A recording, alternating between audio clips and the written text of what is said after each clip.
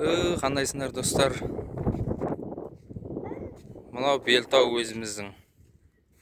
Азында жауған жаңбыр мынандай бычыт қылып кетті бәр жерде. Мынау ана контор жақтағы төбе.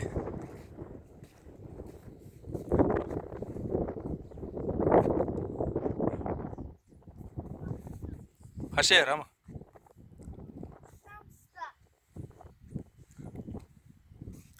Мына жерден ағып барып, жаңбырдың бәрі құмда ағып кеткен осы жерден барып.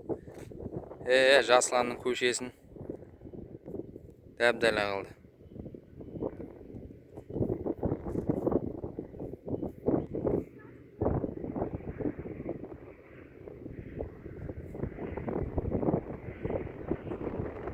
Жасұланның да форты батып қалған. Тағы бір-екі мәшіндер батып қалды.